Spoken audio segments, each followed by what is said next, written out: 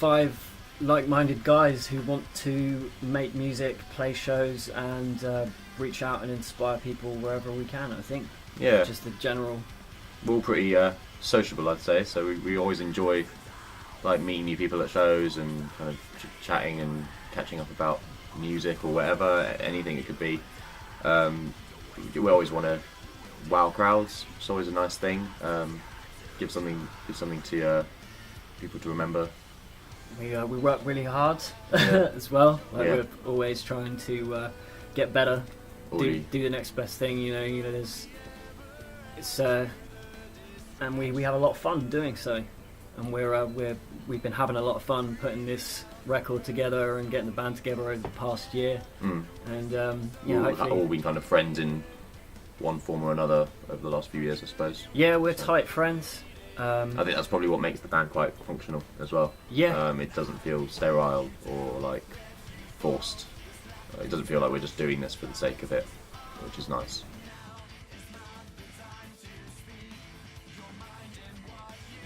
Yeah, you learn a lot from doing music and playing in a band for a long time. Like, it's just the way it goes. If you've done projects before, then it puts you in good stead to do it going forward. Considering we've done stuff together, we've made music. Yeah. It wasn't entirely like a fresh process, which was nice, but it was like a revitalized way of working, which was a lot better than. You can look back on what you've done right and what you think you've done wrong and learn from things. Yeah, definitely. I think you realise what didn't quite work before, or whether there are any issues to avoid in future, and stuff like that.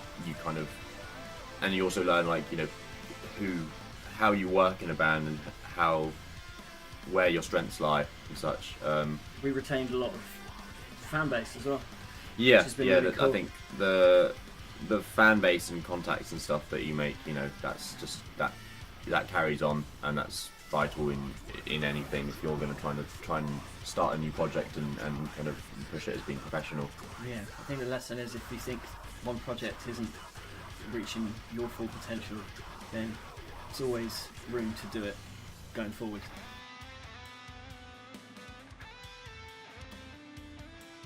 I'd say to start with, like, a great headlining act, because Damn Spring. Yeah, we were glad. Into. We're glad that we could choose this one as our EP release, because it there's not so much pressure just on us, but it also means that we can kind of enjoy the headline acts after us, which would be great. It's a great venue with great people as well. The vibe's always good. Yeah, there's lots of people who we know in that area, and there's going to be a lot of people down for the other bands as well. So it's going to be good vibes in terms of crowd from us. Variety, I guess. We'll do a set that's filled with stuff. We've got loads of different influences and sort of like spans a lot of different dynamics, and there's a light show. Yeah, bring your sunglasses. Yeah, bring your sunglasses. But yeah, it'll be, we're working hard to make sure that it's super tight and that we deliver what the EP sounds like with its own kind of live twist. There's some stuff in between that's like you won't hear on the record and stuff, so you kind of get like exclusive. A bit more of an atmosphere. Yeah.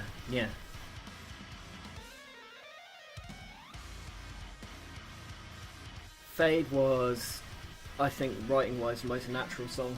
Yeah, it was the first Arcaeon song as such. Some of the others were used from like old Tweaks. demo materials and stuff. Yeah, whereas that was kind of just fresh. New band in mind, new song. And it was the first finished song as well, I think.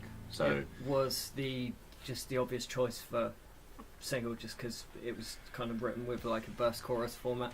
As well. We went for a lot of choruses and kind of catchy stuff on this record, like all out, kind of not giving a fuck about pretty it pop, being a bit more really accessible and stuff. We just thought, like, let's just throw the cheese. We wanted to make something that was we would want to listen back to, and it would be fun no matter what. A bit heavy, bit light. And the whole EP is kind of like that, really. So there's heavier songs and there's lighter songs, so there's quite a nice mix of I think stuff. We just figured with the whole ethos of, if it puts a smile on our face, then that's great. Hopefully it will put a smile on someone else's, because there's loads of it that's just super fun. And that song is probably, I'd say, like my favourite. Off of the EP. So I think we all agreed that it was just like a natural go-to, good tune that people hopefully enjoy the sound of. Yeah, seemed to have gone down really well, which is exactly what we hoped for. We weren't really sure because it was kind of a new start, and a lot of people were like, "Oh, well, why are you doing this? Why are you creating a new band? Why don't you just kind of continue the way you were?" But it was nice. I think it was kind of people noticed the change and responded really well to it. I think it was good. So thank you guys who are watching.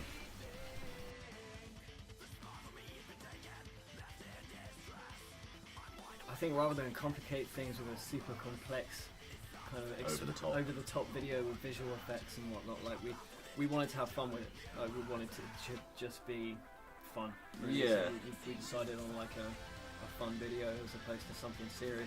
Trying to make a song with these big garish choruses and sort of like over the top. It would have been a bit much. Yeah, I don't think it would have translated as well as doing a video with showing a bit of character. I think like there's so much serious stuff nowadays. It's like everything's got to be like super serious. Blockbuster hit. Yeah. If it's not like an action film or something. If it's not a AAA title, then it's not worth looking at. I don't know. It kind of just becomes so oversaturated that I think people just enjoy laughing and smiling a little bit more than being like, oh wow, the visual effects are so good. Oh Christ, oh God, my band better start doing that. Yeah. I think it becomes a bit competitive. It becomes almost like a fucking ladder scheme where it's like, they've got asteroids destroying planets in the videos, so we need to do it as well. But it loses its merit really quickly. I think if you can make people laugh, it stays with people a lot longer, and it made us laugh. Yeah, it was more about the members in the band in a way, which was kind of the fun aspect of it. There were scenes that were completely cut out of that video, so we had a good time.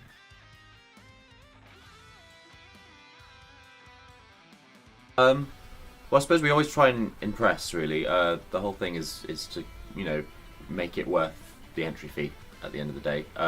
Whether we're opening or headlining or somewhere in the middle, it doesn't really matter. For us, we want to kind of have the most. We want to be remembered, not necessarily upstaging any other band, but we want to kind of have our own thing going in a way, something that's kind of memorable and gives people the memory of us, as it were, as the band, a band that you want to go see live, because at the end of the day, the live scene is extremely important. So if you can kind of hit hard there, then it really makes a mark. I think just to be well rehearsed, really well rehearsed and kind of tight. Like create a show as well. You want it to be a performance rather than just playing through songs. Because you can just sit at home and listen to that on anything now. Whereas to have kind of that personable or more or entertaining feel, it adds a lot to people's perception of you. More than it's kind of like. If it's kind of built on rails, so you get a lot of bands these days, including us, where everything's on rails, where you press a button on a laptop and it takes you through the entire set. It's holding your hand through it. Like it's so easy to just fall into the trap of we'll just do this next song, just becoming too reliant on it and not wanting to break away from it. Like it's a really good way of keeping your band really tight and keeping things together. But in terms of like a listener's context, it can become really stale unless it's there's a story in it. Yeah, there's stuff that we added in the practice room as well. There's like stuff on the record where it's like we change it up live. There'll be bits that we change up. We want to keep it different for people. We want to make people want to come back. Just like we'll throw like jams in the middle. Stuff Even like now that. We're looking at like adding new songs. We're not kind of with the EP coming out. We're kind of conscious that people are going to soon be familiar with it, and to obviously play the songs from the EP is great, but we do want to add the wow factor in again soon. Keep it fresh.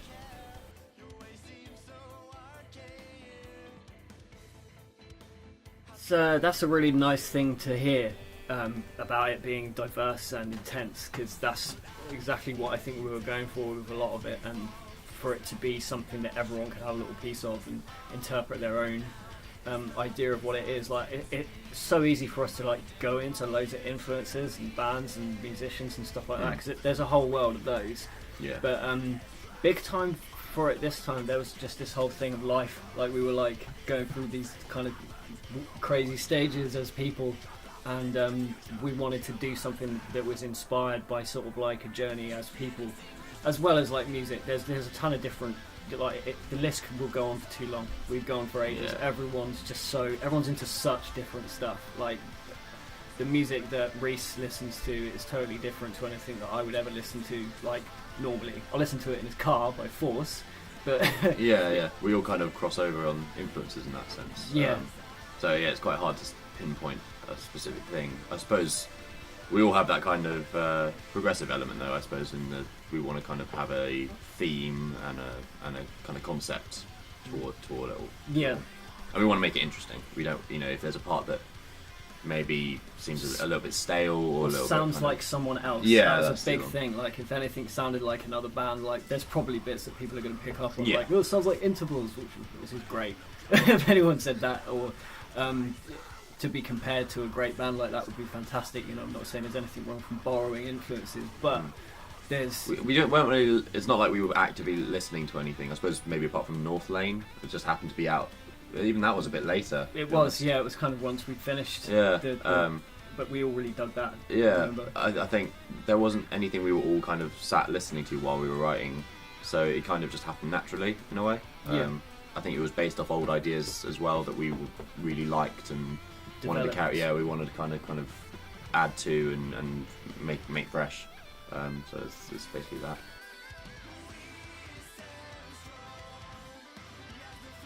It's great to be a part of something like that. I think that's the thing that I'm always really grateful of, and sure there's loads of different bands doing that kind of stuff, but it's more of just a huge influence. It's just a real encouraging thing to think that we'd be part of it. I think I can remember for ages just being like, man, I really want to dig into that side of things, because it's everything that I like about music and people in general. So to have there's some really prestigious acts and like bands that we've seen at the festival who are just absolutely stunning in every aspect. Their live playing, their business, their fans, just everything about it. It kind of really does just inspire. Well, yeah, all the bands really I've noticed try to push themselves and are actively looking for a niche, which is good. I think sometimes you don't necessarily find that in some other scenes where possibly it's more important about getting signed and stuff like that. It's nice to see even now, while the tech scene, like you said, is quite established. The bands are kind of still branching out in different ways. Like you get people kind of edging towards the deathcore scene.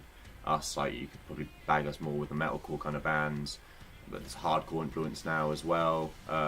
So it's all kind of veering off into different prog elements, which all have that kind of same root of kind of, I suppose there's a respect for each other's arts, which is great. To say that something is established definitely doesn't rule out the fact that there's room for it to grow and expand. Yeah. So bring that on. I'm looking forward to seeing what happens. Yeah, scenes cross over and they evolve. Life finds a way.